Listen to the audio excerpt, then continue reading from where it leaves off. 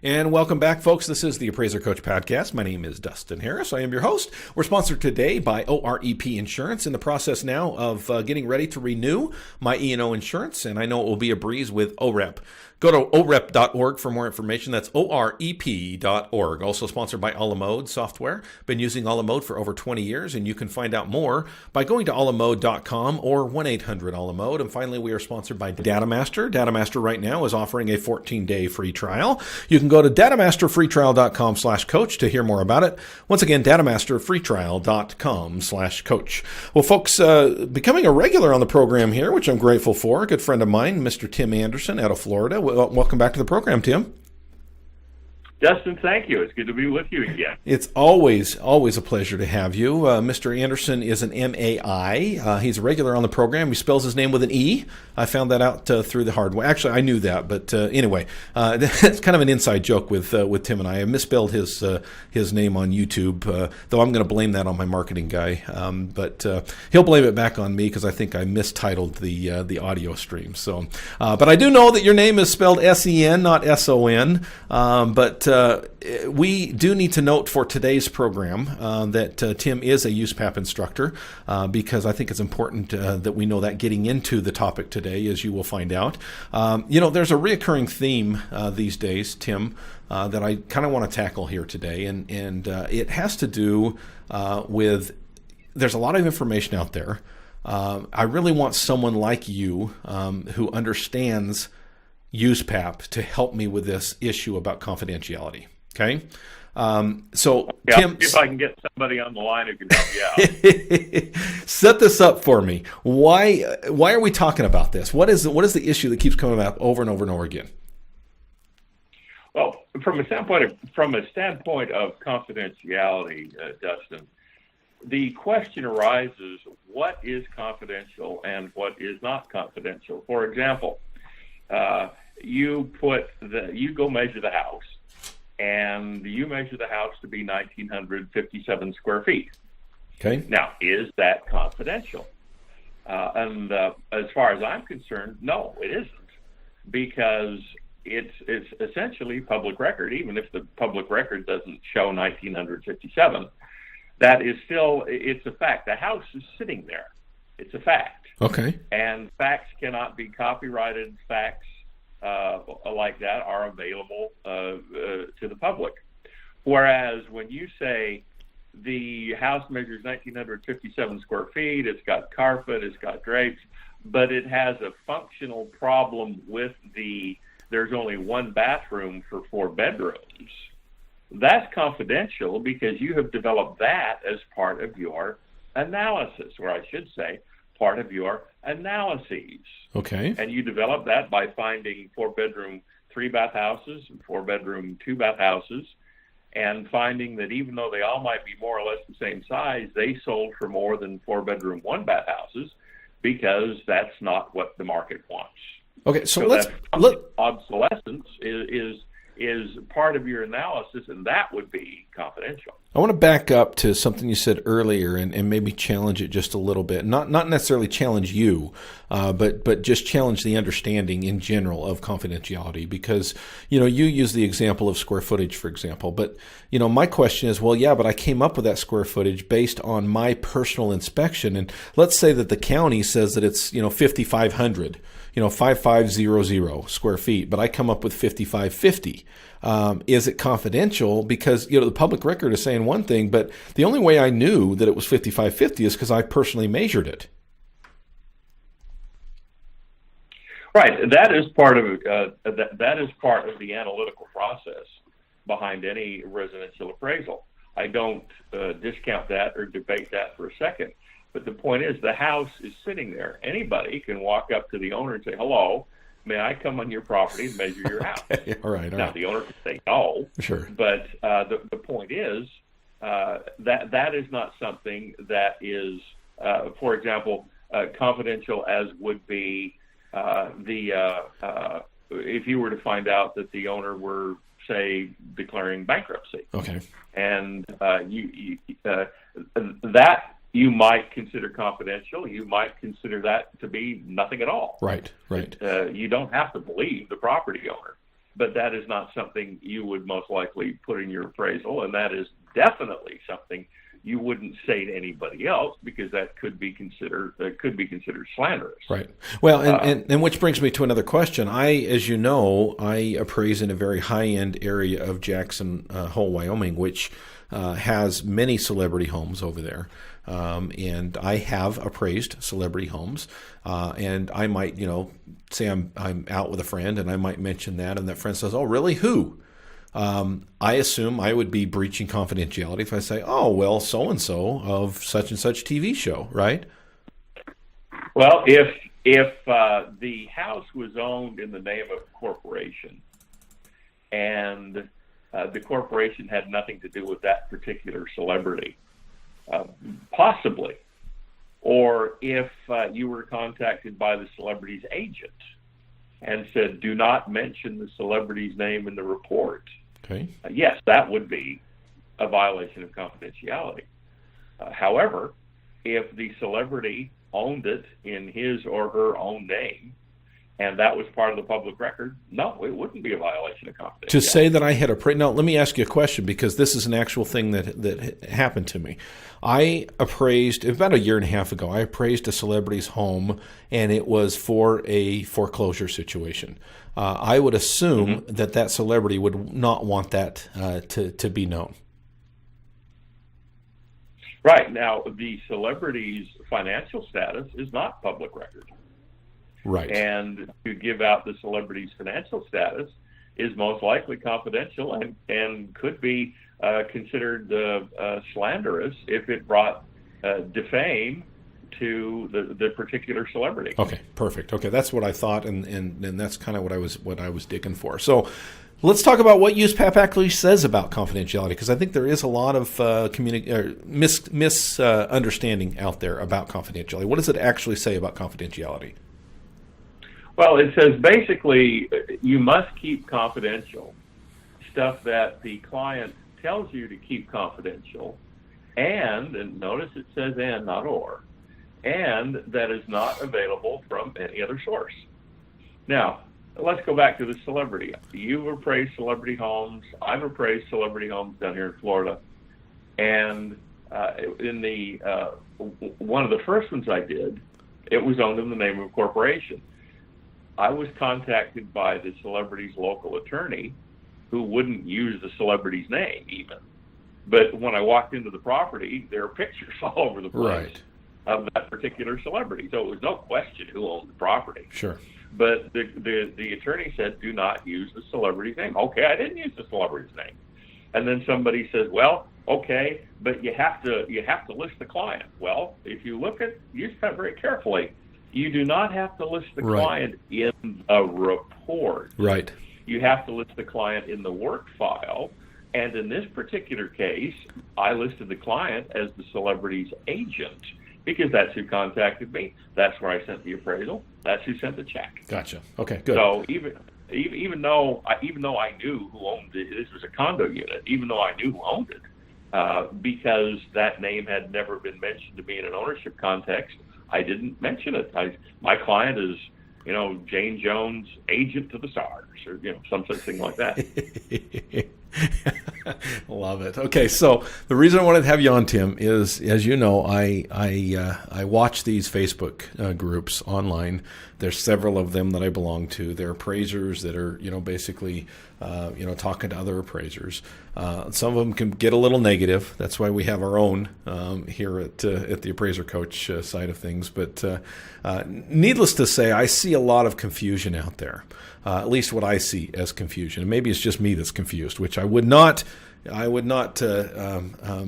be so bold as to say that wouldn't be the case.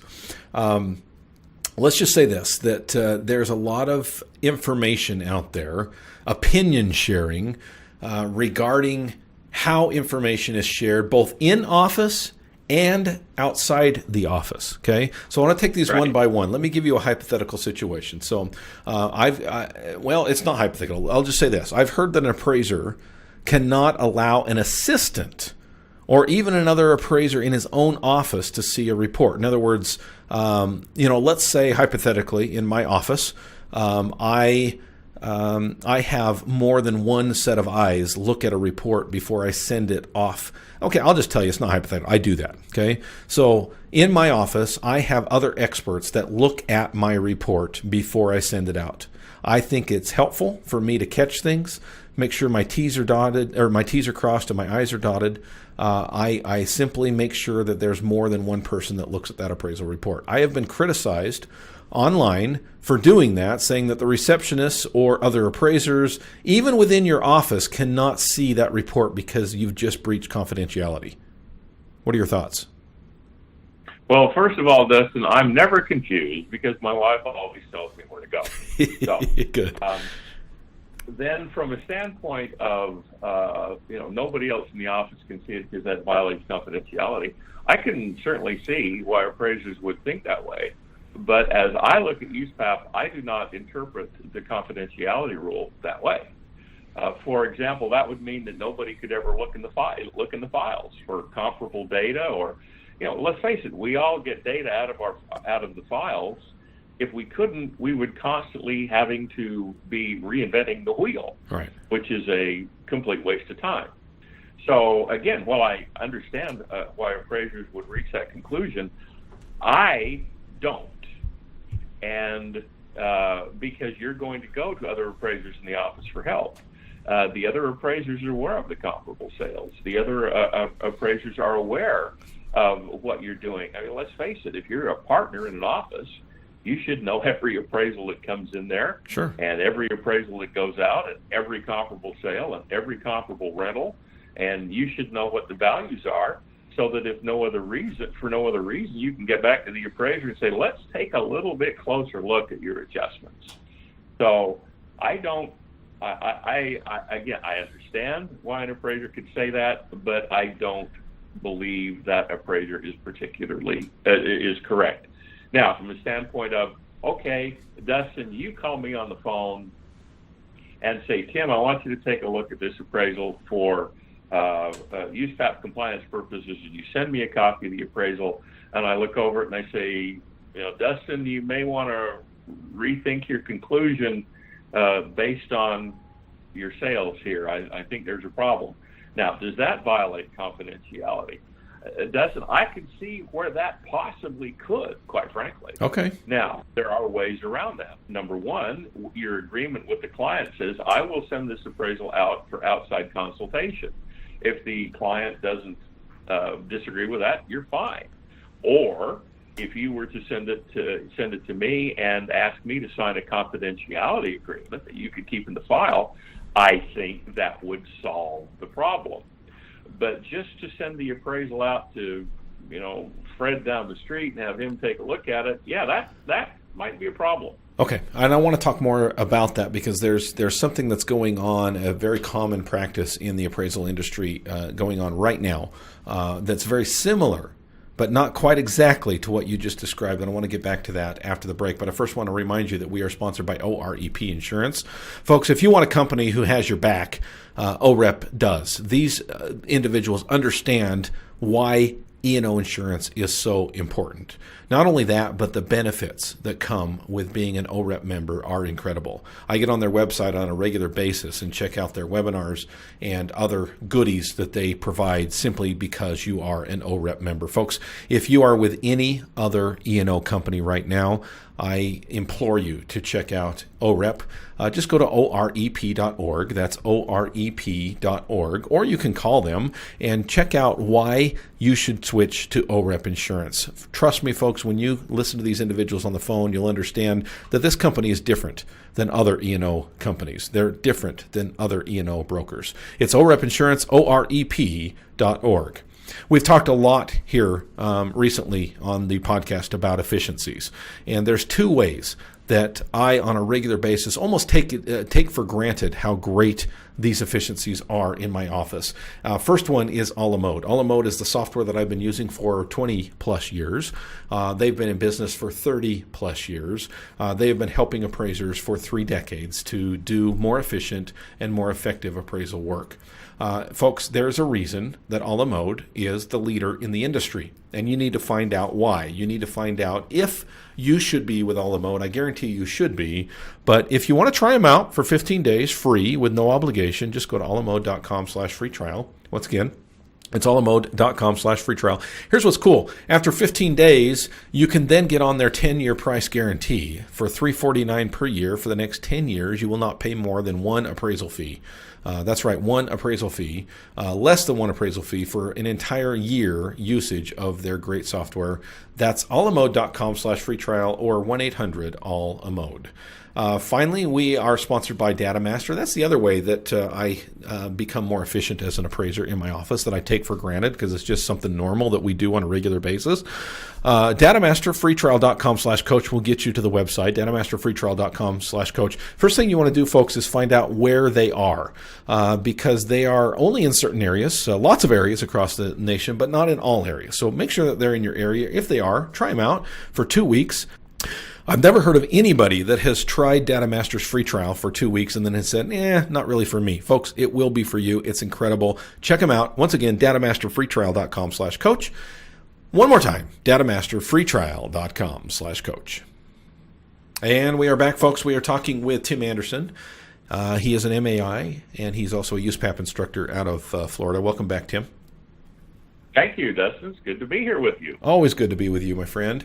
We're talking about confidentiality here, and there's been some talk in the online forums, the Appraiser forums recently, about confidentiality.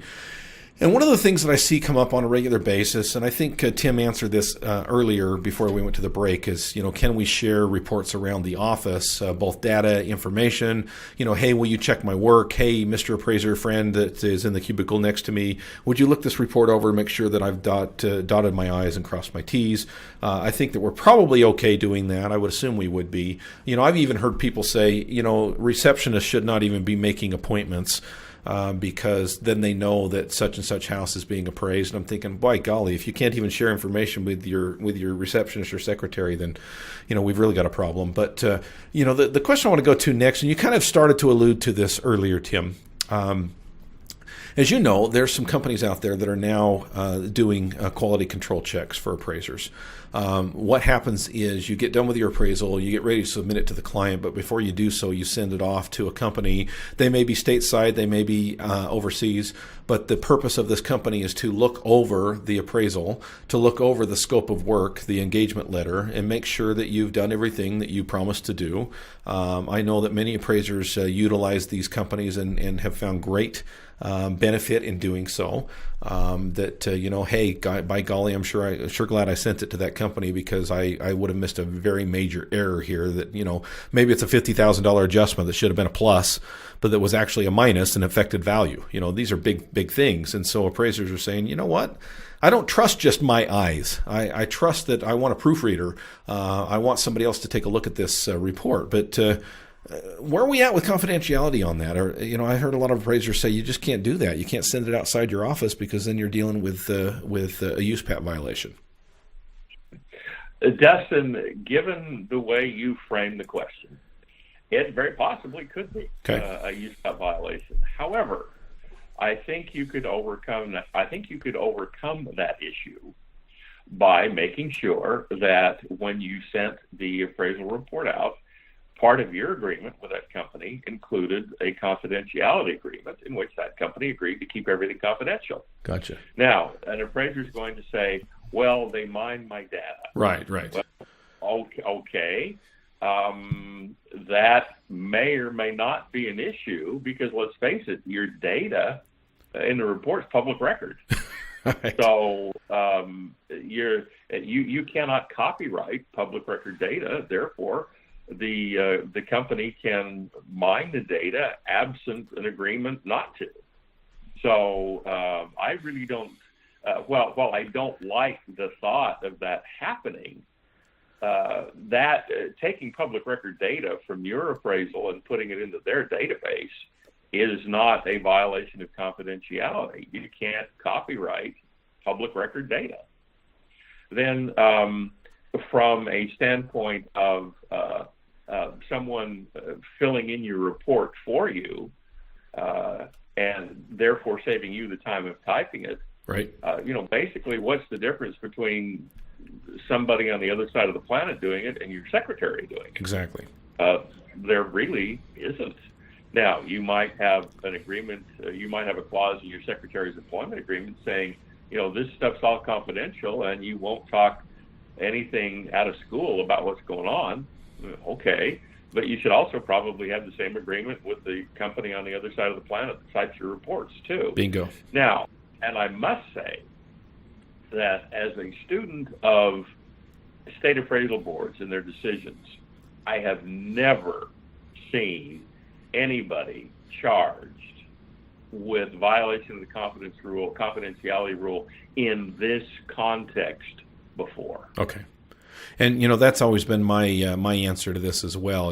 I can understand why, and I'm not down on any appraiser saying, hey, violation, beware, be careful. In fact, I appreciate those comments. It helps me to pause and step back and say, okay, wait a second. Is there some merit to this? And I think that though you can't always point to say, well, there's never been a charge here, therefore there's no problem. I do think that there is something to be said that I don't see a lot of appraisers being gone after for this kind of thing. I agree. Yeah. Okay. Well, Tim Andersen, my friend, great man, and very experienced in this kind of thing. I appreciate you clearing up some things for me. It's been very, very helpful, my friend. Oh, Dustin, it's a pleasure, and it's always a pleasure to speak with you and learn from you what's going on in the appraisal world. Likewise, and can't wait to have you on again. Folks, earlier I mentioned the online forums that I'm a part of, and I'll tell you the most positive and uplifting one is the All-Star Team.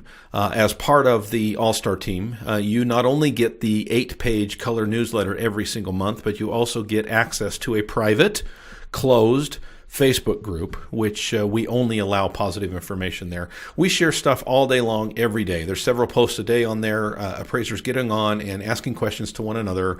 What should I do in this situation? What would you do in that situation? And it's always positive. It's always uplifting. You're never going to be torn down by someone who says, well, that's a stupid question. I can't believe you don't know the answer to that already.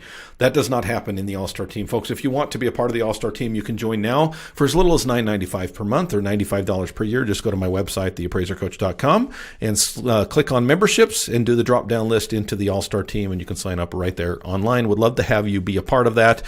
Folks, thanks for joining us. We'll catch you next time here at the Appraiser Coach Podcast.